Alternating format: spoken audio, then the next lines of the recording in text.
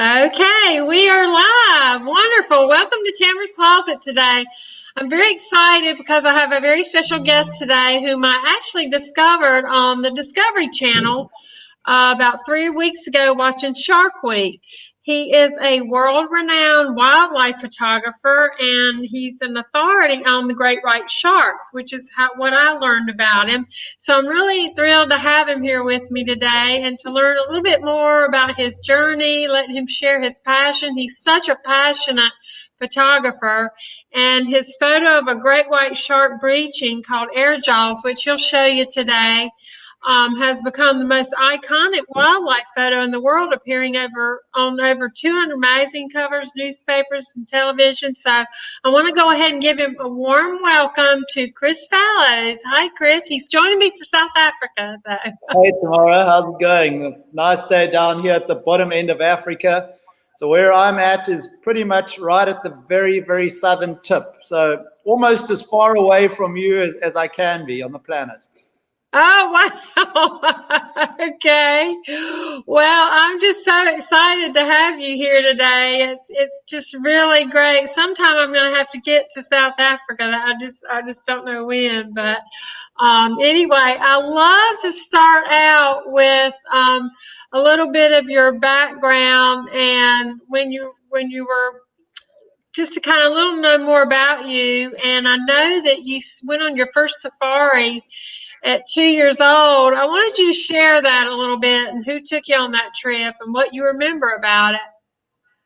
Yeah, so I was incredibly lucky. I had a mother and father who were keen about wildlife, particularly my father. And South Africa and Southern Africa is blessed with an incredible diversity and abundance of wildlife destinations. So at the age of 2 or even younger, I was already been taken off to some of Southern Africa's most incredible wildlife reserves. And, you know, it's hard not to fall in love with the great wildlife and open spaces of Africa. So from the earliest of times, I was always passionate about animals. And, you know, for me, it was a natural progression when I got older to do something that involved working with wildlife. And, you know, living in Africa, it's what makes our continent so special. So it was always going to be animals one way or another. Yeah. Did your were your parents into photography at all when you were young like that, or? Yeah, so my dad was a very keen wildlife photographer. He was an amateur wildlife photographer and took some really great photographs. You know, in those days, he didn't have access to the latest and greatest equipment, and you know, back then, it was a very, very different game to what it is now. You know, people were really just scratching the surface of what could be done.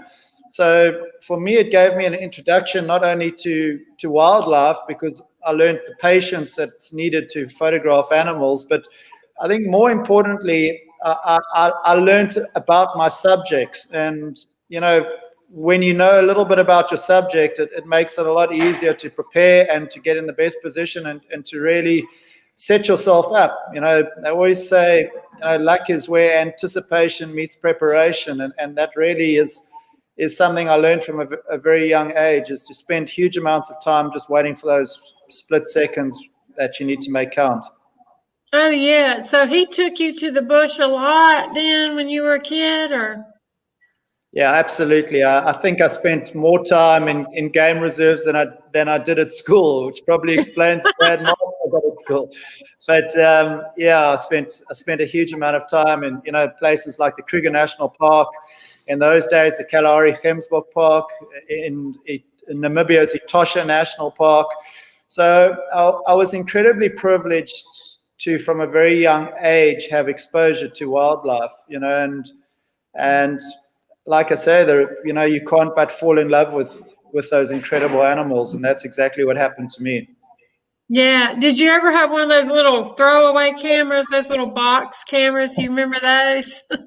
Yeah, I didn't have a little box camera, but when I first started out with underwater photography, I had a camera called a Minolta Weathermatic, and it was this little funny yellow thing, and it had an interchangeable lens. You pressed a button, and it went from 35 to 50 millimeters, and I loved that camera. And I kind of took that thing wherever I went, and I thought, it's wow, what great photos it took. And when I look back at those photos now, I cringe. But at the time, it was my great possession and my pride and joy. So yeah, my Weathermatic Minolta camera was as close as I ever got to a box camera. Oh my God, I'm gonna have to Google that after the show and just to see what that looks like. So, Yeah, but exactly. how old were you when you realized that photography was going to be something that you wanted to really pursue seriously? Or Yeah, so Tamarah, it's interesting. My passion for nature and wildlife came before I had professional aspirations of being a photographer and a fine art photographer. Um, you know, really, when I was fortunate enough, along with a colleague, to discover the famous great white sharks that jump out the water, the breaching great white sharks that you see on Discovery Channel, it was at that time where I kind of transitioned from being a keen amateur who went out and tried to take nice photographs of wildlife to somebody who really saw potential as doing it as part of a profession. And when you're seeing not just great white sharks, but flying great white sharks, it's an incredible opportunity. And there were no images of their kind at the time. And the interest they generated right from the get-go, led me to believe that I could be successful at, focusing on that niche. And that's exactly what I did. I saved up all the money I had in the world at the time, and I bought myself a Canon EOS 3, and it was a great camera. It was a great purchase because it took my photography from being really mediocre to a different level. I had a great subject in front of me. I had incredible opportunities, and I married that together with a fantastic piece of equipment. So it was a recipe made in heaven, and I was just a lucky guy that kind of stumbled upon a great opportunity, and I guess took it with both hands.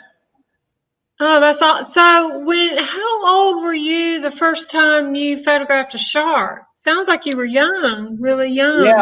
Yeah. So I'd photographed, sharks from certainly my teenage years, but when I started doing it seriously, it was in my early to mid 20s, and it was at that time where I had the means to get out to see these incredible breaching sharks, and I think I also had the fortitude to realize at that time that what I was seeing was really special, and it was a case of right place and great timing, and all with a modicum of luck. Right. So you're really a self-taught photographer. Did you have any kind of formal training in the beginning, or? I had a lot of people try and teach me. I am a self-taught photographer. I watched my father, and I learned from a very young age, having been told to keep quiet and sit still, don't move, don't breathe, that it was very important to stay still when you took a photograph.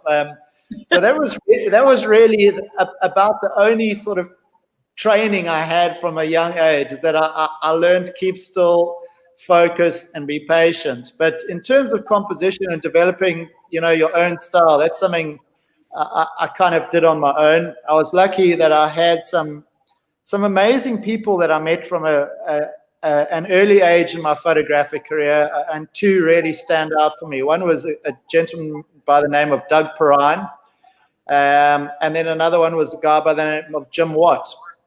And they were the world's leading marine photographers at the time, with one or two other chaps, David Dubélé being one of them, and a few others. And, both Doug and Jim were so kind to impart so much knowledge and really give me an understanding of the commercial side of photography, monetizing an image and how you go about making a living from that. And then from a terrestrial point of view, during my early years, a very good friend from the United Kingdom, a very good photographer by the name of Tony Heald. He was always keen to try and sharpen up my technical skills. I never really lacked in knowing about my subject, but Yeah, I kind of like to gloss over a couple of the technical aspects when I first started out that I now realize I probably should have paid a bit more attention to. Well, that's the part I think a lot of people hate. Well, because you are obviously an artist. I consider you're very much artist. And I think artists don't like that technical part. I don't know. That's what I find out anyway. But No, yeah, I think you're right on that.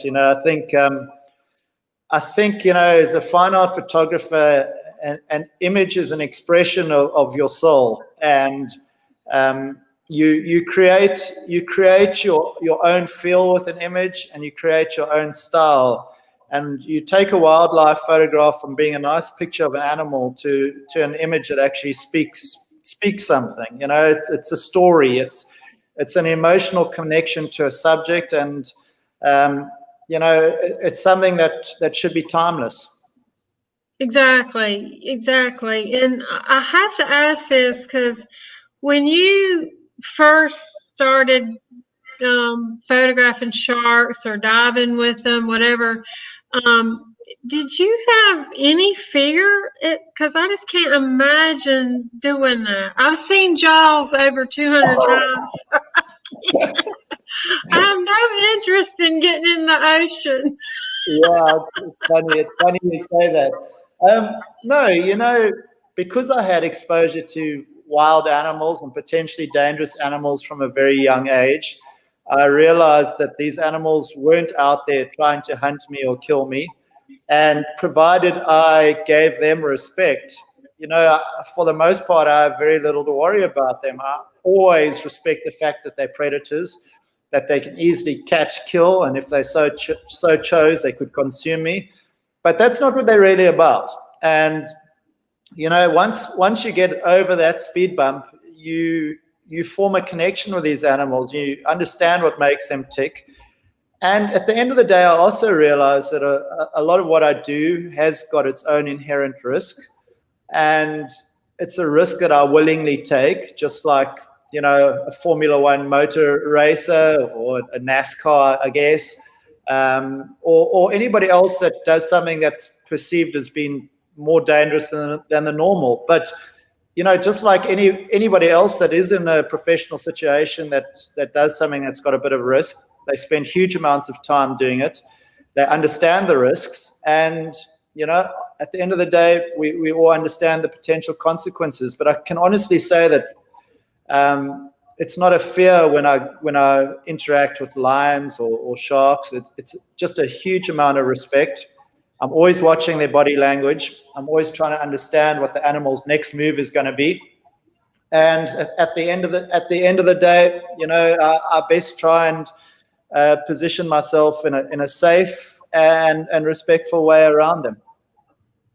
Yeah, well, I've heard people say that, and because I know there have been another wildlife photographer I had interviewed in your area, Clint Ralph.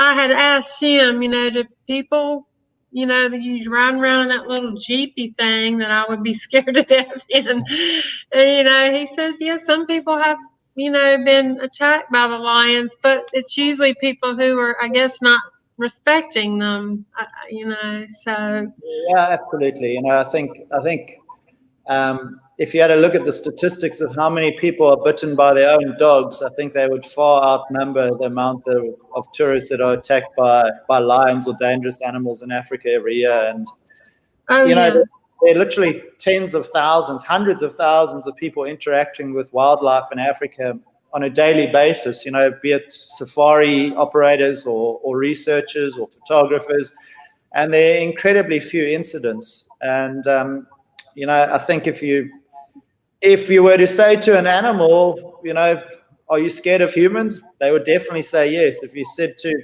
somebody who works with them, are you scared of lions? Well, we all respect them. That's what I can say. yeah. Well, that's good. That's good. Well, when we had our greet and meet, when I met you to kind of go over how this works and everything, I remember you saying you were talking about you felt blessed, even though with all the tough things that go on in your country. you felt that you were blessed for the beauty of the bush, and having that so right there where you live, and so many opportunities. Do you feel like that has become an escape for you as well, not just for the photography, but almost like an escape? Yeah, Tamarah, I wouldn't say it's an escape. It's a way of life that removes you from what many people perceive as the real world. The bush and the ocean for me is the real world. It's where we connect with our souls. It's where we as Homo sapiens originate from. Not more than 10 kilometers from where I am now are some of the earliest remains of Homo sapiens, and a little bit further up the coast.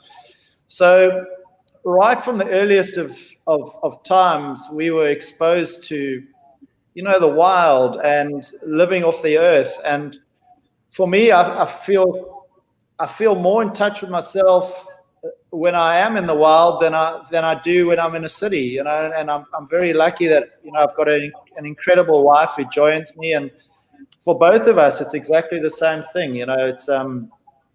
It's getting back to reality, I believe. In a modern, high-paced, urbanized, concrete jungle, I think we're moving further and further away from who we all really are. I can tell you, for anybody who's never experienced it, when you're in the wild and you're listening to a lion roar, 30 feet away from you, it touches something inside of you that I've never experienced anywhere else in the world. It's almost like you go back hundreds of thousands of years to when our ancestors first walked on the planet. And for me, that's a very special connection that I'm lucky enough to have with the environment in which I photograph. No, I think that's beautiful, and I agree. I'm much more comfortable. I'm a horse person and a dog person, and right now I'm living in the city, but I'm much more comfortable and look forward to living in the country again. I'm a nature person, so I'm not a city girl. So you don't look like a city girl. You look like somebody who enjoys the outdoor world, and that's fantastic. And whether it's a connection with a horse or it's a connection with a lion, at the end of the day, it's with a living creature that you have an emotional connection with that animal. And there's a lot that we can learn from the wild and wildlife, that's for sure. right, yeah, I think I am gonna have to do a safari one of these days, because I'm just afraid I want to take all the animals home with me. That's the problem. Well, the crazy thing is that there are more tigers in the USA than there are in the wild in India. So you've already got a fair number of creatures already in the US. But coming to Africa for many people is not only a once in a lifetime experience, but it's also a real eye-opener for them in terms of that they get to see a different side to the world. When you walk around a big city like New York or Los Angeles, and then you suddenly thrown into the middle of the Central Kalahari Desert in Botswana, you realize just what a crazy world we live in, and how diverse and how different it is. And it's interesting to see many people's reactions when they come from big cities. And I would say, for the most part, I'd say 90% of cases, people are just blown away with Africa, and they fall in love with it, and they come back time and time again. The only thing I can warn you about Africa is that it's pretty addictive, and it becomes a costly addiction.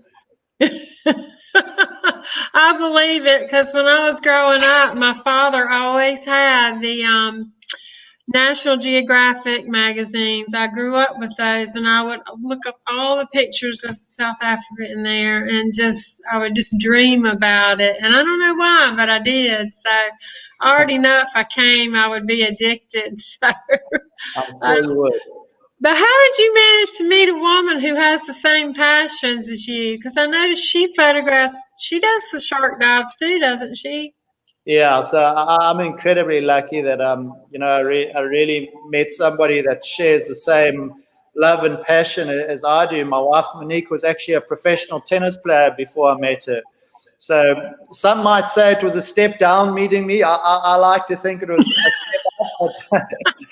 But, she was already doing something that was already pretty different. I mean, not everybody's a professional tennis player, and she spent a huge amount of time outdoors. And when she got exposed to seeing great white sharks or going to the bush, she instantly fell in love with that side of life. And the two of us, we of those unique and strange and rare couples that we spend pretty much 24 hours together. And for some people, that sounds like a nightmare, but in my case, it's been a blessing, to share your life with somebody who shares the same values, enjoys the same things, and is prepared to rough it is a great blessing. So yeah, she's been a wonderful support, and just the most remarkable partner in everything that we do. And also, in the wild, whether it's on the ocean or whether it's in the bush, she's got some fantastic bush skills and ocean skills, and she understands the animals I'm working with. So often it's a case of Monique will position the vehicle or position the boat in the best light or the best spot for me to get an image. And it can be stressful. Often it's high pressure situations. When you're photographing breaching sharks, you're waiting for 1 second, and you can go days, sometimes weeks, waiting for that one split second, for things to come together. So it requires a huge amount of focus, a lot of attention to detail, and a real good partnership and working together. So yeah, I'm incredibly lucky to have a wife like Monique. Yeah, you must be the best of friends, and I think that's really special. You're lucky. That's Exactly, we really are, and we don't have kids, so the wildlife in essence has become our children. I mean, we got lots of dogs, but yeah, the bush is our church, and the animals are really our children. And yeah, we've just had so many incredible times with those amazing animals. oh, that's wonderful. That's wonderful. I think that's great. I love animals, so I understand. But I wanted to know, and I hate to ask this question, maybe if you don't want to answer it, it's okay. I just wondered if you ever had any close calls when you've been in the wild with it, whether it's sharks or in the bush, just. Yeah, sure. I mean, Can you knock on wood if it's not? I'm sitting on a big wooden table, so we're all good. Okay. Yeah, I mean, it's been a very long time working with a lot of dangerous animals. So there have been, a couple of close calls. I've had a great white shark in a cage with me for over a minute. I've had, lions on vehicles, lions up against our tent. I've been charged by elephants.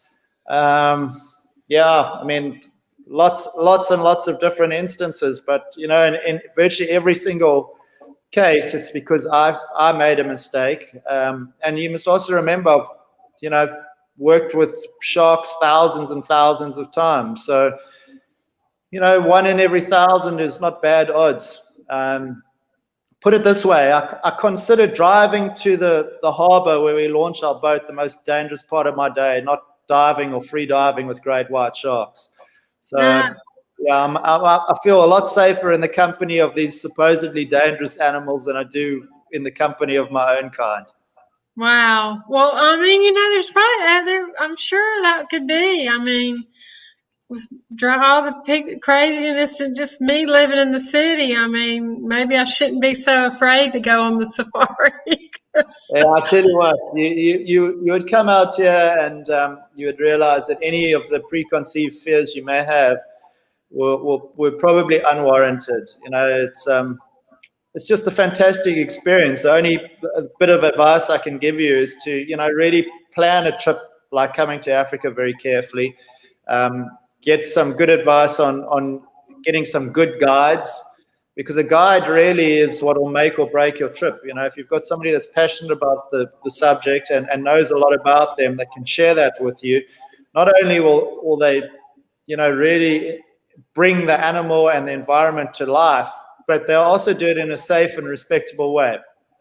And at the end of the day, that's what you want. So just do a bit of background research into, you know, other people's experiences, and then, you know, the rest I can tell you is child's play.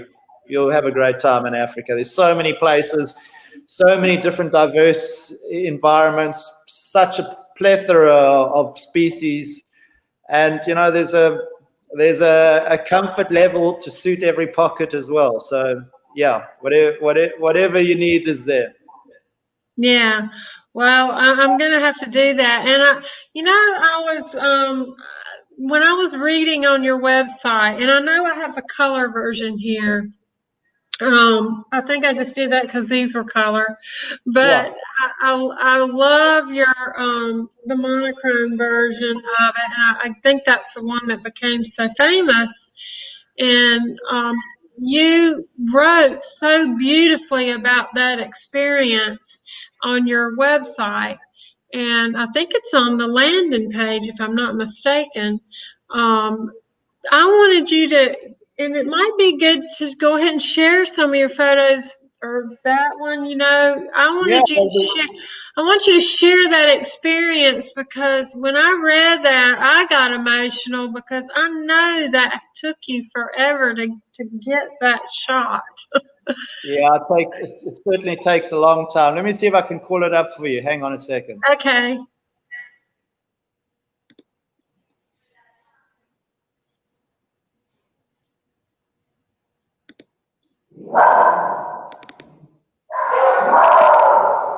Has that come up?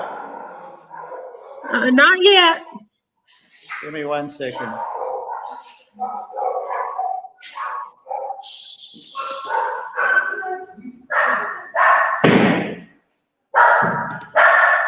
Hang on. Oh, here it comes. Let's see if we can find it. Hang on this. Okay. Has that come up? Yeah. Well, I see it's not the shark, but yeah, I see. No. All right. Okay. So we're just going to scroll through these quickly, and we'll get to the famous shark one. Where we're staying, we have quite a bit of wildlife in our area, and there are a couple of baboons outside at the moment, so the dogs are getting a little bit excited. That's right. okay. Can you see that one? Yes, I can. All right, so that photograph I took way back in 2001, and to this day, it's by far and away the most famous photograph I've ever taken. It's kind of what set me on my path. It's a photograph called Air Jaws, and in the thousands of breaches I've seen since then, I've never seen a breach just like that. You know, if you ask me what the perfect photograph that I could ever hope to capture would be, that would be it. You know, a really huge great white shark jumping straight towards you, showing what these incredible animals are capable of. And I literally spent thousands and thousands of hours lying on the back of our boat, waiting for that one split second. And you know, I remember the day. It was in 2001, June the 21st. And I remember the feeling when I took that image so carefully, because it was still on film in those days. So you didn't get instant gratification by looking at the back of your camera. And I shot the image. I knew what I'd seen, even though it was just a split second. And we had to take the film into a studio in Cape Town to be processed. And it was just before closing time, so they couldn't process it straight away. So I had to wait the entire weekend to get the processed negative back. And on the Monday morning, when we walked into the processing lab, everybody was clapping. And I just knew that for once, I nailed the shot I really needed to nail. And yeah, it was an amazing moment. You know, just an incredible, I guess, reward for a lot of effort put in, but also a huge stroke of luck, in that an exceptional image. Well, how many times did you have to go out and sit there before you like got that shot? I mean, Yeah, Tamarah, put it this way. I used to spend, up until about a year or two ago, I used to spend about 200 days at sea, and on average 6 hours a day. So wow. I'd already, before that time, been working with and photographing sharks for probably about 6 or 7 years. So the answer to your question is thousands and thousands of hours looking through a tiny little viewfinder at the ocean. And then, since 2001, so, call it 20 years, still been looking at that little viewfinder, but never seen anything like that again. So it was an incredible moment. And, that image went on to become arguably the most famous shark photograph ever taken. And it's certainly, one of the more well-known wildlife images out there. So for me, it launched my career. And, when that image came out, it was incredible. Living down at the bottom of Africa, when you have the New York Times and the Los Angeles, the LA Times, the New York Times, the Sydney Morning Herald, the Vancouver Sun, the Daily Mail, the phone's ringing off the hook, and there are all these iconic newspapers wanting to put your photograph on the paper. It was very overwhelming, and it was a time I look back with great fondness at. And what a stroke of luck. I know, that is just the most amazing shot. And well, I know I was going to ask you because you do so much wildlife and also with sharks, and you're in all that beautiful water, and like the oceans here I don't have these beautiful colors, like that where I live. And yet you do most of your editing in monochrome, and your work is just so incredible. And what made you decide to do pretty much most of your editing in black and white? Yeah, okay. So it's an interesting question. I believe that black and white is timeless. I believe it's classic. My work is now heavily focused towards fine art. This image is an incredibly powerful and emotive image. But, when you look at a couple of my other photographs now, they've become, far different, just a typical wildlife photo. It's more a case of they've become, what I like to believe, very artistic in look. So completely different feel to them. And I think black and white, does that a lot more than color. Color, when you look at a wildlife photograph, it's color. It's kind of like a holiday snap. Whereas I believe that what I'm trying to achieve now is to transcend a wildlife photo and turn it into fine art, something that people are, really proud to hang on their walls, something that tell a story of an incredible continent, and are just timeless. And what I've also done is my exhibitions are typically built around what I call the 11 and 1. So I'll have 11 black and white images and 1 color image. And the 11 black and white images represent what I've seen, what's happened, and the amazing encounters that I've had. But it essentially represents the past. And then the 1 image out of the 12, so you have 11 black and white, and the 12th image is a color image, represents hope. It represents the change in terms of how we look at the environment. And it looks essentially at, a brighter future for wildlife and the way we treat our planet. And to me, it's the 11th hour. And this is the 12th hour we're in. So the color image represents that, essentially that 12th hour.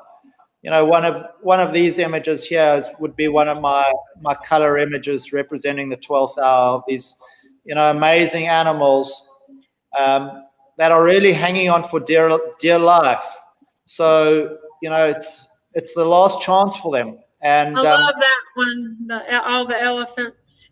yeah, that's a special one. That's in Namibia, and elephants are under huge pressure. So yeah, the black and white is timeless. It's classic. It's a representation of the incredible animals on our planet. And the 12th one is a color image representing the fact that we're in the final hour for making change if we're to save these animals. And Right. that's kind of what I do. An image like this, which we call the elephant and the fig, for me, it symbolizes two of Africa's truly great subjects. Elephants being the largest land mammal, and then these incredible trees we have in Africa. And the area where I took this image is in northern Zimbabwe, and you have these amazingly manicured trees, and it just takes the image from being a wildlife photograph to art. When you look at something like that, there's so much detail and so much planning that goes into that image.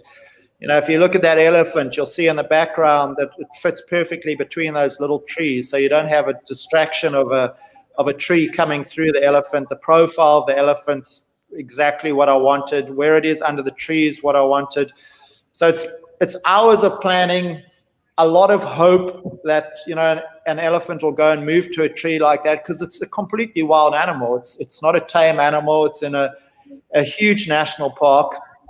But it's just incredible attention to detail that takes a wildlife photograph from being a wildlife photograph to, essentially a piece of art. And that's really what we're trying to do, and what I try and do is I'm very careful in how I plan an image. So I look for very clean, undistracting backgrounds. And this is a typical example of that. It's not a blue sky, it's a gray sky. And why is it a gray sky? It's a gray sky because I choose to go to this part of northern Namibia at a certain time of the year where there's a lot of wind and the dust gets kicked up. And you have this beautiful, clean transition from the land to the air, very little in the background. So your eye is immediately drawn into, the power of the subjects, which is obviously this herd of elephants walking to a water hole to drink. And there are very few places where you can get images like this. And whenever I go away, I shoot with a very specific style, and I have a very clean and clear idea of what I'm hoping to achieve. I don't just go out and kind of hope for the best. I choose my locations, I choose the time of the year, and I very carefully choose how I position myself when I take an image. An image like this here, waiting for the elephant to move into that tree, that gap with the trees and the forest is something you need to put in a huge amount of time and have a lot of patience to get. So, those are my color images. Those are essentially the 12th hour, as we were saying. But I love this. Yeah, thank you. So that was a lioness that was actually stalking me. She Really? This was in the central Kalahari. I was lying on the ground. She had seen me, and she was very, very curious, coming towards me. And it was at the time where I was watching her ears very carefully. I was watching her tail very, very carefully. I was watching her posture to see when she was going to go into a crouch.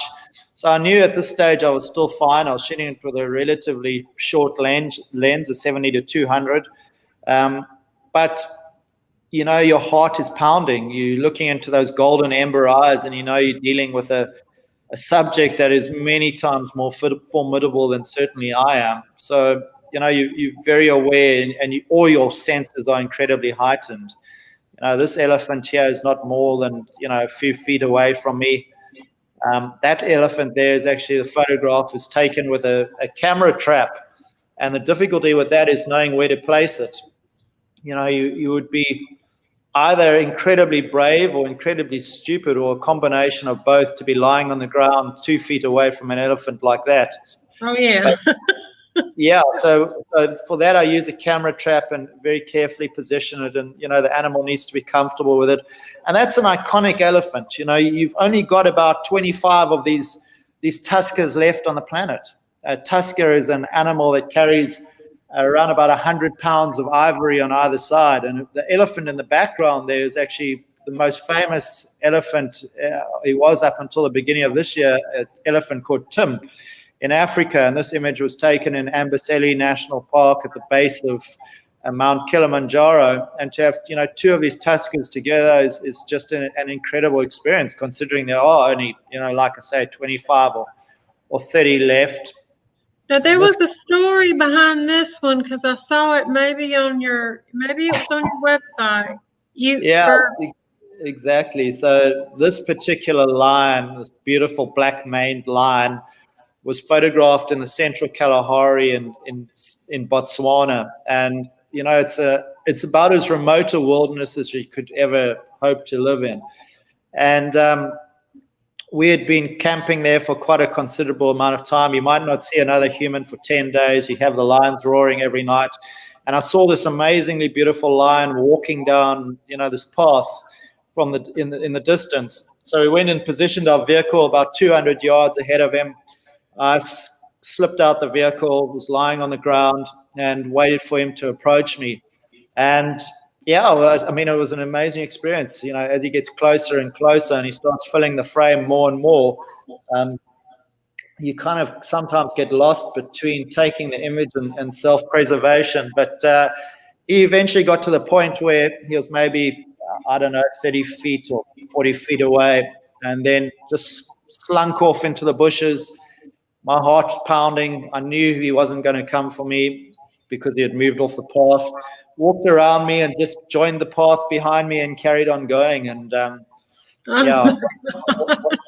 what an amazing experience, And that's beautiful too. To see these animals, to have these iconic creatures, and this is a big part of my photography as well, is that whilst any animal is special, you get those individual animals that stand out, and there are not many of them left. They're really not. So I chase iconic creatures all over the planet. When I shoot an elephant, I try and get a photograph of an elephant. I try and get an iconic tusker if I can. Great white shark. It needs to be special. It needs to be an animal engaged in incredible behavior. If I take a photograph of a shark in the water, it can't just be a shark swimming. There must be a burst of light or something that really, I guess, shows off the animal in the best possible way. So, that's gorgeous. That one with the light hitting him like that, Yeah, what an animal, That's a mako shark, which is essentially the cheetah of the sea. It's the fastest shark in the ocean, and I don't think you could come up with a better design of a marine predator than that. It's everything about it is perfect. It's like a jet fighter of the sea, and I just love them. To be in the water a few feet away from a mako is just such a overwhelmingly humbling experience. That these animals tolerate me in their space. Wow, incredibly lucky. And an image like this, where the shark is literally dancing on our stage. We call that particular shot the final act. And it's a very emotional image for me, because the area where I cut my teeth and I guess, my work became well known from is a place called Seal Island in False Bay. And it was the home of the flying great white shark. And sadly, these animals are disappearing from our planet, and particularly, in our waters. And this was the last truly great image I shot at Seal Island in False Bay. And I call it the final act. The lights of the stage are on. It's lighting up this incredible animal to perform one last time. And that's why, a lot of my images are, I guess, hopefully a reflection of these incredible animals that we've shared our planet with, but also, the lack of concern we've shown them, and they're disappearing very quickly. So, once again, it comes back to the story of the 12th hour. If we don't make changes now, and we don't make changes quickly, these animals will be just a figment of our imagination in years to come. So yeah, it's not just about taking a fine art photograph. It's hopefully when people have these images up on their walls, or they have them in their offices, or they're in exhibitions, hopefully it's something that touches them to take action now, that we can make sure that we live together and coexist with these incredible animals. Yeah, and you have another photo that you were real proud of. It was a 12-foot breach of a shark. Great Yeah, one. absolutely. I don't actually have that one in this little portfolio right now. That's but, okay. But yeah, I would love people to have a look at that. It's one we've just shot very recently, not far from where I am right now.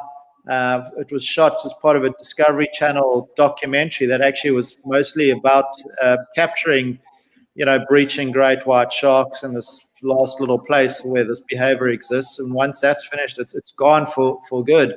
And it was an incredible display of athleticism. A shark jumped 12 foot clear of the water, a 1,000-pound shark with this amazing sky, and it just hung there. And I was using a new camera setup where I was towing the camera on a little sled, and not more than about 6 feet away from the camera, and the camera was only maybe 4 or 5 inches off water level. The shark did this unbelievable breach, and I think if you went and just did a Google search on great white shark jumps 12 foot clear of the water, or Chris Fallows record-breaking breach, it would come up. And it was just once again a case of putting in thousands of hours, and you get that 1 second to catch an extraordinary moment, and I was lucky enough to do that. Yeah, I put it in a comment on one of the ads I ran for the interview. I must have found it.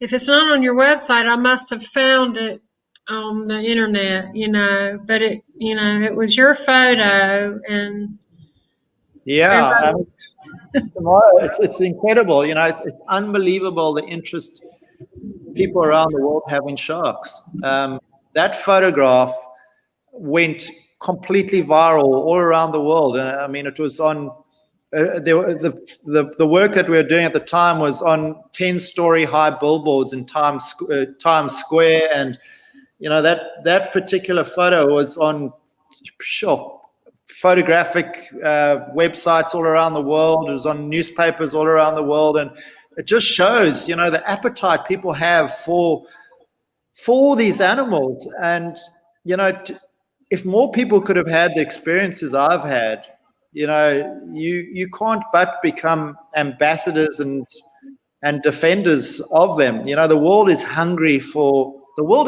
to get to know these other creatures on our planet. I mean, that image you're looking at there is of a beach in a place called St. Andrews Bay, on a tiny island down in the Southern Ocean called South Georgia. And on that beach, there are 750,000 king penguins, and each king penguin is 3 foot tall. And everyone sounds like a little Formula One car revving its engine. So you have this overwhelming and deafening cacophony of wow, wow, wow, wow, 750,000 of them going crazy at the same time. And that is an example of just what we still do have on our planet, yet so few people know about it. But our actions from removing, these animals' food can mean that 99.9% of the planet will never know that area before those animals are all gone. And it's once again, it's a call to action. So yeah, it really is a case of us getting to know the planet that we live on, the creatures that we share it with. And I hope that my fine art inspires people to go out there and see it for themselves. And a large part of the sales that we make through our fine art actually gets donated to to various wildlife, non-governmental wildlife causes that are doing good work. And the funds that my wife and I accrue, after that, we actually put towards buying large tracts of land for the preservation of wildlife in Africa. So, the photographs really, I hope, are inspiration for change and will lead to change in more than one way. Well, they're very inspirational to me, and I've gotten very interested. I watched 2 or 3 weeks of Shark Week at night when I'd come home from work, and that's how I found you. And I was like, I really want to do something. I don't know what at some point, but I want to be part of something with wildlife and to help make, because I want them to be saved. I really do. And I was going, I can't believe I care about a shark. I'm so scared of them, but I don't want people killing them. I don't. The world is. They say variety is the spice of life, and if we take away all that is wild on our planet, well, it's kind of like emptying the kitchen drawer of oregano, sweet basil, rosemary, taking everything out of your kitchen and throwing it away and just eating beans and rice for the rest of your life. And the world needs wildlife. The world needs open spaces, and the world needs to reconnect with where we all came from. Yeah, I agree. And when you had to make that transit, I'm assuming that when you went from film to digital, it was easy just because you could see on the back of your camera versus having to wonder if you got the shot. Or Yeah, I mean, it certainly did make life easier, particularly underwater. Remember when in the old days when you go underwater, you'd have 36 exposures, and that was it. And you could go on an entire expedition and make the same mistake over and over again. And only when you got back to your country of origin and you had the spool exposed would you learn what your mistake was. And here with digital, suddenly I could look on the back of my housing and I could see exactly what I'd shot. I could see exactly whether I needed to overexpose, underexpose, change my composition, change my lighting. So digital made taking good photographs a lot more accessible to a lot of people, a lot quicker than what traditional film did. I don't know. I took a long time to go to digital. I loved going and getting my roll of film back and staring at it under a loop in the processing lab. And also there was an artistry in terms of how it used to be processed. And I used to love watching people get engaged in processing, prints back in those days. But yeah, digital, those days have come and gone, and digital is here to stay. And now we're moving mirrorless with our cameras, so that's going to take it one step further. But from a fine art point of view, the new cameras that are out there nowadays, I shoot with Canon gear, and they're just incredible. Anything that can take 12 frames a second, just the thought of a shutter closing so quickly, and you're getting this incredibly crisp, huge file back from that. And now with mirrorless, the possibilities are endless. 20 frames, 30 frames a second with ginormous files is the future. So technology has advanced greatly. The romanticism of film, I guess I'll always miss. But when you're in the field and you're spending a lot of money going to very remote places, and you might only get one chance at doing something properly, digital's hard to beat. Looking at the back of that viewfinder and knowing straight away what you need to do is priceless. so you are excited about the mirrorless? I've been made excited about it. Once again, I think I'm a bit of a photographic dinosaur in that I don't want to accept change too quickly. But the more I hear, the more it's inevitable, and it's certainly the way that we definitely all going to go. But I want you to have to get all new lenses because they're not gonna. Yeah, I think they're going to be adapters that we'll be able to use a lot of the lenses that we currently use. I'm certainly hoping that's going to be the case, because otherwise I'm going to have a lot of very fancy door stops around the house. No. But yeah, I'm sure there'll be modifications, and there already are. Digital's moving very quickly to mirrorless, and the advances are happening in light speed. So I think in the next 2 years we'll be fully there. In fact, many people already say we are, but the transition's happening very, very quickly. Right. Now this little, I called it a boat thing when I sent you, because I don't know I can't remember what you called it, but I think you designed this, I read somewhere, and yeah, so that crazy craft is called the Seal Sled, and it was designed by myself and Shark Week producer Jeff Kerr. And the idea with that is to tow me behind the boat. I think he and 32 million viewers in the US are probably hoping the shark's going to eat me. But my idea behind that was to be towed behind the boat and then be able to shoot a breach at water level from just a few feet away. So if you were to, when we're doing a lot of the photographic work with the sharks, a lot of it is research based, and we use decoys. And the idea is for a shark to attack the decoy as they would a seal. You obviously wouldn't want to and couldn't, but certainly would never want to tow a live seal behind your boat. So the idea is to get close to the decoy and then shoot at eye level a breach, from a very close perspective. And yeah, I mean, the first time I went on that thing, although you're pretty confident you're going to be safe, I have to say, when you're at water level just a few feet away from where there might be a great white shark breaching, every possible thing that potentially could go wrong goes through your mind. But yeah, like so many things, it doesn't happen. You know what I loved about this photo, though? When I saw it, I said, this almost looks like he's a pet shark. Like he's just looking at you, and he's your buddy. And I don't know. That felt like that. There was a shark in New Zealand called marble tail. So a lot of the sharks that we've worked with over the years, we've got to know extremely well, and you get to know their personalities.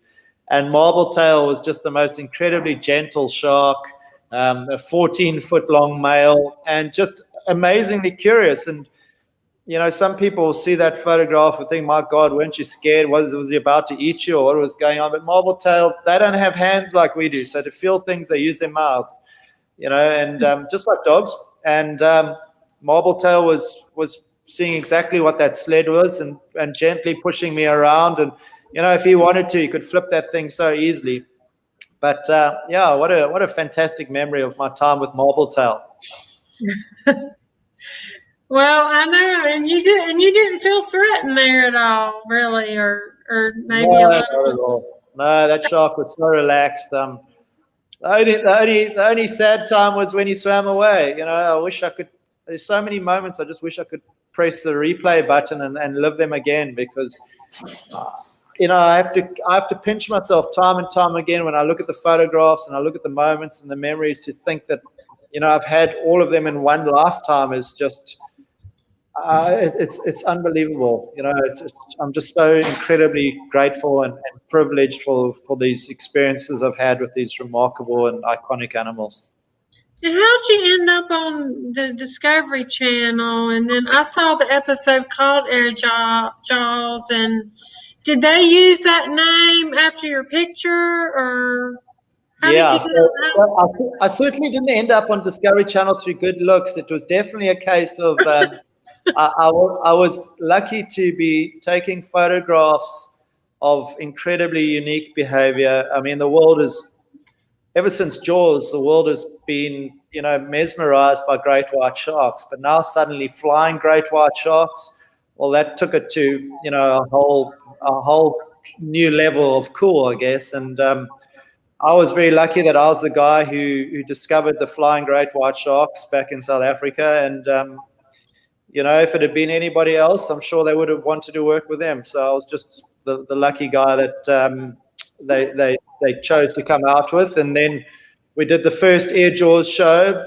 and that was an incredible success. And now in 2020, we celebrated 20 years of Air Jaws. We've done 11 different shows in that franchise. And, I was lucky enough to work on nearly 70 documentaries. So, yeah, just a great privilege.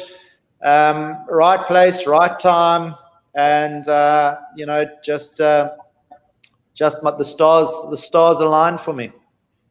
Yeah, that's wonderful. Yeah, that's really great that you've been on all those documentaries. I know a lot of people, like you said, are interested in sharks and things, and I just hope we can keep them around. I know you partner with Wild Aid, and does that cover all wildlife, sharks, and is that? Yeah, so Wild Aid are an organization that have very successfully helped reduce the killing of sharks for shark fins, particularly in the East.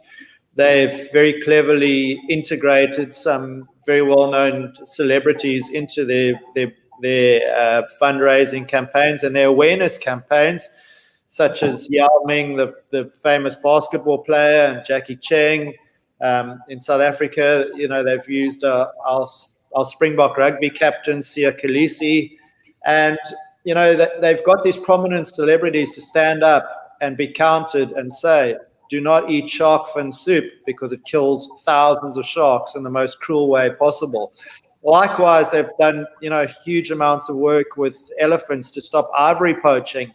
And sadly, with wildlife, there are many conservation organizations that talk a good game, and a lot of people's donations just end up, in boardroom meetings or airplane tickets or meaningless work that actually does nothing on the ground. And Wild Aid have made significant strides to making changes. And there are many good organizations out there, but Wild Aid is one I really believe in. And then another one that we support is in northern Zimbabwe called Bush Life. And Bush Life have done a massive amount of work to reduce poaching in a country that has incredibly few resources. So Zimbabwe, as we all know, is fraught with problems on a socio-economic level. And a few dedicated individuals have made unbelievable changes through putting insane amounts of time into to build up a ranger network, to raise funds for kitting these rangers out and training them up in anti-poaching. And just 3 years ago, they were losing 4 elephants a day to poaching. So far in 2020, they haven't lost a single elephant. So Bushlife and the Tashinga Initiative, which work hand in hand with the Zambezi Elephant Fund, they really are organizations that have done a lot on the ground. And I know every cent that we donate to them, through our print sales, goes to a cause that's really making a difference. And anybody out there that's looking to donate to 2 organizations that make a difference, those would be 2 I could strongly recommend. Okay, yeah, because that was what I was wanting to know. How could people get more involved? So, and I think I saved that website so I would remember it as well. How do if you feel uncomfortable answering this question, I understand, because I really didn't know how to ask it. But how do you feel about things like SeaWorld and keeping these animals captive? Is that? Yeah, so obviously when it comes to things like orcas, I'm completely against it. I've spent a lot of time with these animals in the wild. I've seen, how they need huge open spaces. I've seen how their family units are incredibly important to them. I've seen how the social dynamics require them to have a lot of interaction, with not only their own family but other families. And you simply don't get that in a confined experience in a place like SeaWorld. So there's certain animals that just really shouldn't be kept in captivity, and orcas with SeaWorld are right at the top of that list. Then you get a place like Monterey Bay Aquarium that's done a huge amount to create exhibits that that are environmentally friendly, and have a very strong educational component to them. It's not just a show. It's more about people seeing these animals in an educational way that really, I think, gives them exposure in the right way to the creatures. So, in a situation like that, I believe there's the squeeze is worth the juice, so to speak. Right. Yeah. Because I did visit, God, it's been many years ago, SeaWorld once, but I didn't, I kind of didn't really like those big whales being in, I thought, how can they just stay in this small place? Yeah, it's simply not right. I understand that not everybody has a chance to see wildlife in the same way that I do, but that doesn't make it right to put those animals through a living hell. I think you can have access to the animals without seeing them suffer like that through watching incredible documentaries, of which there are many out there. And sometimes there are just some things that should not be kept in captivity. Right. I agree. Well, what would you say has been one of the most thrilling moments with wild? Have you had the most memorable moment with wildlife? I mean, obviously your iconic photo was very memorable. Is there any other? Yeah, I mean, there've been many. I think one that stands out for me, maybe above all others, was in the year 2000. We had a dead whale wash up very close to where we work at Seal Island in False Bay, and our Apex Shark Expedition team were lucky enough to watch 28 different great white sharks, a minimum of 28, maybe as many as 40, feed on this whale carcass over a period of 18 hours, where they ate 2/3 of the whale. And we saw behavior that had never really been seen before.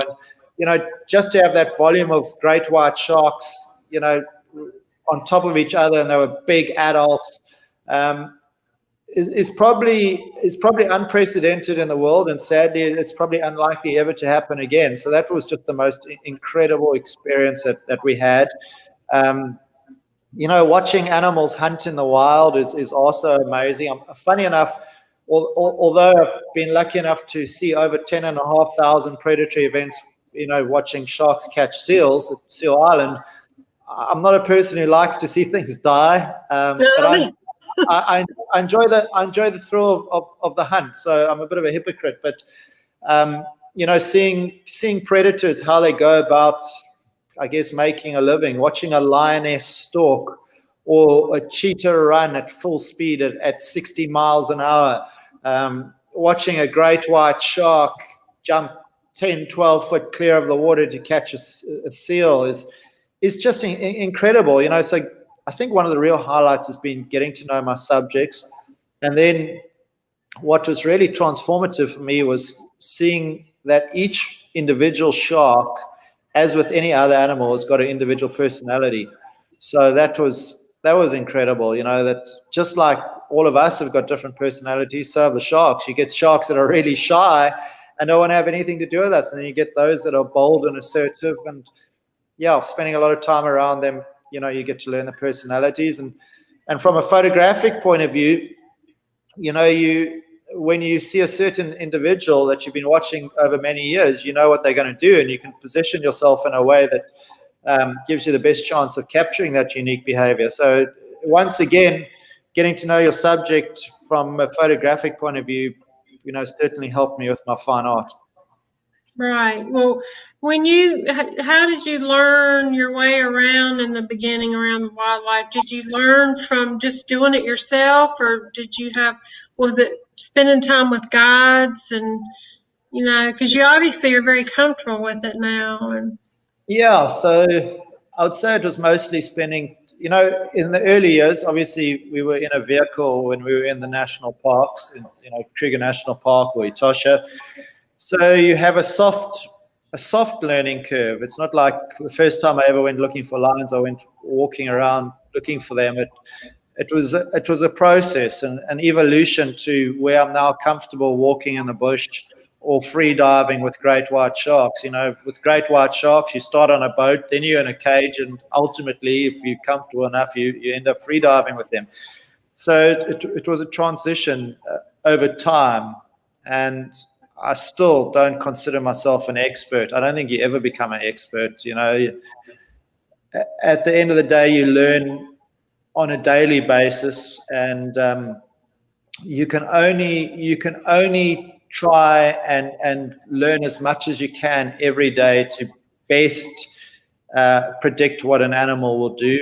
But ultimately, they're wild, and it's the wildness that makes them fantastic. If I was photographing animals in a zoo, I think it would take away and I'm not degrading anybody who does that, but it would take away a huge amount of the significance of the animal that I'm working with. right, yeah. Do you have a particular favorite animal of all that you photographed, or? I would be doing the great white sharks a disservice if I said that my favorite marine animal was a great white shark. Obviously, I've spent so many years working with them, but on a terrestrial environment, it's probably one that not everybody's going to expect, but wild dogs, also now known as wild dogs. It's called a Wild painted stork. dogs. Yeah. So the reason I love them is because of their incredible social structure. So they really are an animal that it's all about the team and looking after the young and, looking after the weakest link. And, I've just learned so much about myself through them, and their lack of selfishness. It's always about doing what's best for the unit rather than what's doing best for the individual. So they're pretty special. I've spent a lot of time with Monique tracking them in various different places, and being surrounded by a pack of 35 wild dogs sitting 4 foot away from you, and they're completely wild animals. Yeah, it's special. And then 10 minutes later, they're all hurtling off at 30 miles an hour, chasing some animal down, and yeah, it's it's crazy. It's crazy. I know you mentioned some photographers. Are there any other that have influenced you or that you admire a whole lot, or maybe one that stands out? Absolutely. So they're two that, since I really made that transition to focusing on fine art, they're two that really stand out for me. And the one is Nick Brunt, who did a lot of work in the early 2000s, particularly with elephants in East Africa. He's just got a beautiful style, lovely clean lines. Really appreciated the necessity with fine art for very careful planning of your composition. His images are clean, very little distraction, and they certainly are exceptional. And then in more recent years, David Yarrow. David has become the world's most successful wildlife fine art photographer. And David has also been unbelievably supportive of my work. He's shared a lot of his successes. He's really gone out on a limb to try and give me, I guess, in the early years, a leg up with my work, and has always been there to offer guidance and support. And he didn't have to. He's unbelievably successful, making millions and millions of dollars, selling hundreds and hundreds of prints. He really didn't have to do that. In so many fields, you guard your secrets, and it's so super competitive. But he was exactly the opposite. So, David Yarrow, not only is his work incredible, but also his manner in which he's approached his colleagues, and I guess fellow competitors, I suppose. But yeah, great photographer, and also just what an amazing gentleman to have been so forthcoming with his help. Oh, that's wonderful that you have these people that inspire you as well. Is there a dream place that you haven't been that you would love to go with your camera? Yeah, I mean, there are a couple. I've been incredibly lucky that I've been to, all the continents many times, but there are a couple of places that are, funny enough, I've never been to Yellowstone, and I'd love to go to Yellowstone National Park. I'd love to spend time in Canada looking for wolves. On the marine side of things, I would love to see a bowhead whale or a narwhal. Never seen either of them. But there are many places I would love to go back again and again and again. Where you've had success, you always feel you could do better. And I love Antarctica. I love the scale of everything. It's just like a different world. Everything is just ginormous. You don't have 50 penguins, you have 50,000 or 500,000. You don't have, a couple of mountains. You have mountains going on forever that are 7, 8, 9,000 feet tall. Yeah. It's just like, it's kind of like giving a kid a box of crayons and just say, go crazy. That's what Antarctica is like. It's just imagination and inspiration in every direction. So Antarctica is great. And then my backyard, Southern Africa, Namibia, one of the most beautiful, if not the most beautiful country on the planet. Landscapes that are just jaw-droppingly beautiful. For my fine artwork, a lot of dust, a lot of emotion. It's raw, it's visceral. It's just it's just a very unique country, Namibia.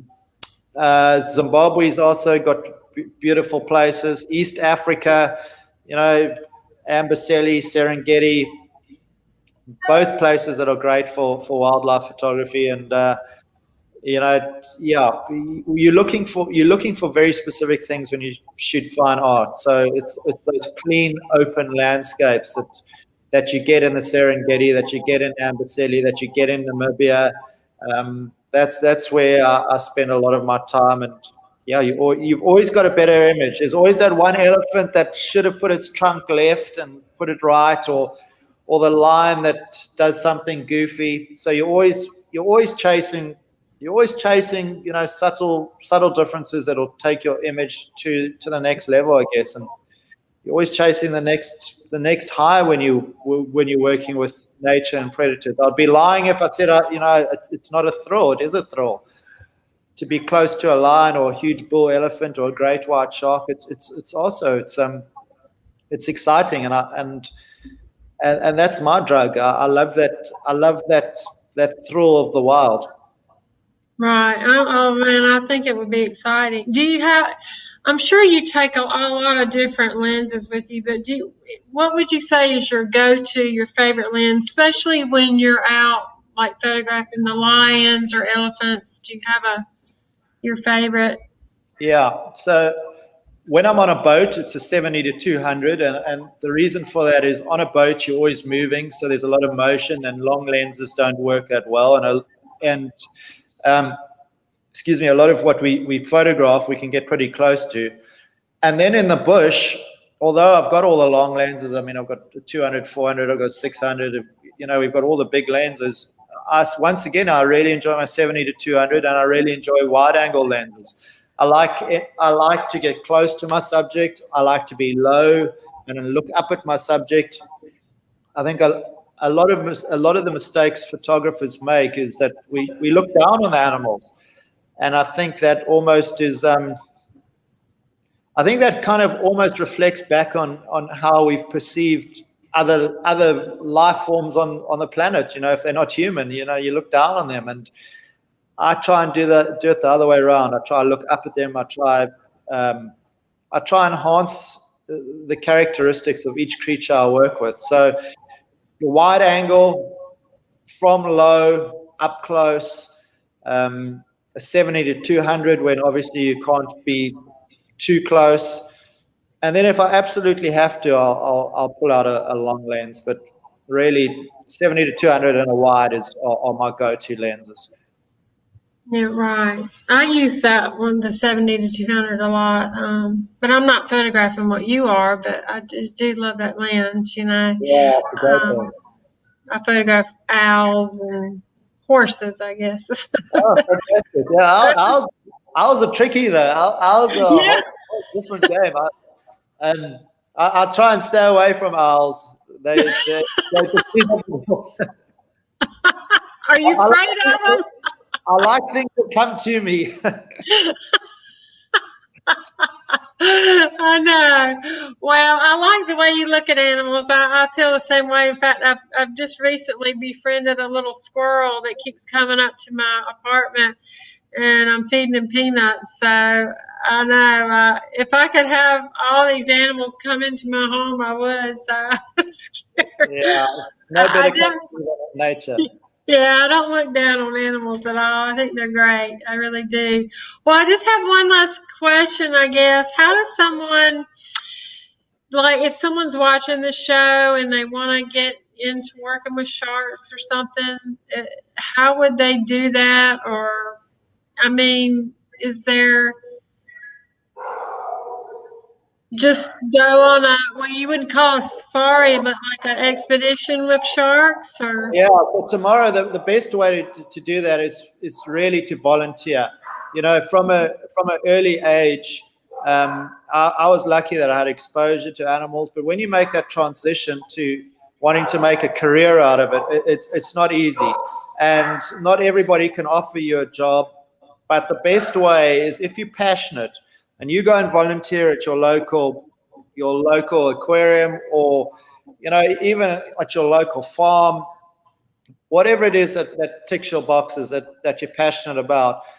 If you're passionate, ultimately in life, passion is addictive, and people are attracted to passionate people in that they will ultimately offer you something, even if it's a small job or maybe a full-time career. But the best thing to do is to actually just go and volunteer and see what it's like. When you look at my work, people always think cheapers, every day must be amazing. But yeah, you also live in places where it's 50 degrees Celsius. You live in a tent, you live in dust, you constantly are without a bath or a shower or anything like that. So there's also that side to it. right, exactly. Yeah. So it's not always a picnic or anything. But yeah. Absolutely. Do you do your own printing? No, so we've got a really great lab that looks after our stuff in Cape Town. Oh, And that's wonderful. yeah, and then I actually have the works the works touched up in Los Angeles.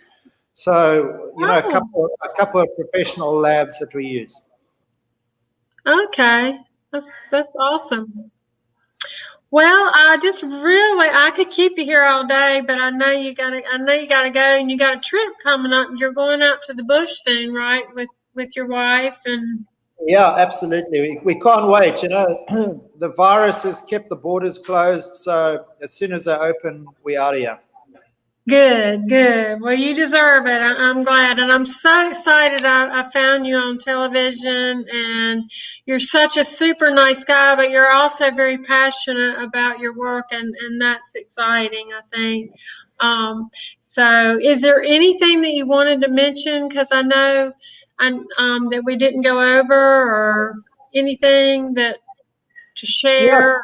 Tamarah, what we obviously are trying to do is spread the word about the need to look after what's on our planet. And, if people have got any questions or they want to see a little bit more of our work or know a bit more of our continent, please, drop me a line and I'm very happy to help. And, when we've got exhibitions, please pop over and come and see them. We're hopefully going to be exhibiting at Saatchi in London in November, if the virus allows us to. But also, I'd love to exhibit in some parts of the US in the next little while. So, hopefully a few doors open there and we'll get our work in and spread the word. Yeah, well, let me know if you do. I would love to. I would love for you to come to the US. That would be awesome. It'd be very exciting, and we certainly would love to have you here.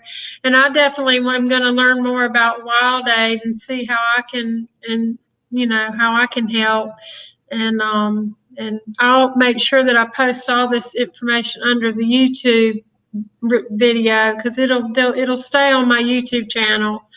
And then, of course, the replays will be on all the social media sites as well. But the YouTube will be the one that I can put everything under, all your links and everything. So, yeah. And then I'm getting ready to have my website redone for the show, and I'll make sure I have all that on there as well, because I'll have all the YouTube videos on there. So I want to thank you again for being here, and I want to thank the viewers for their continued support. Make sure you follow Chris Fallows Photography on Facebook and Instagram. His website is chrisfallows.com. And please share these replays. You can share the Facebook, Twitter, and not Instagram, but Facebook and Twitter. And I'm missing one, I think. Oh, YouTube. You can share any of those and share them on social media so that I can continue to celebrate this passionate man's work, as well as his passion to save the wildlife, because I think it's so important. And is there, and people can buy your prints on, is it on your website? But there was another site, was it art.com or something that I found? Yeah, so it's just on our website. Each print is specifically made to order.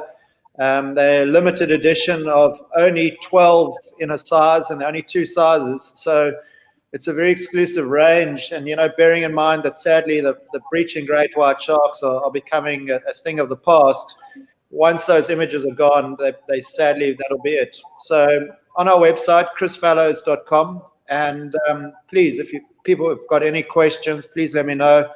And it doesn't have to just be about buying the photographs, although I'd love you to buy a couple. But more importantly, if you have any interest in wildlife and would like to ask any questions, feel free. Great. Well, great. Well, I want the viewers to make sure you share this and on your social media sites, and make sure you join me next week, same time, 12 p.m. Eastern Time, as artist Janko de Beer from South Africa will be revisiting Tamarah's Closet, because he's doing something new with his art. So to each of your own success, just keep on living and keep on rocking it. Thank you. Take care. Thank you.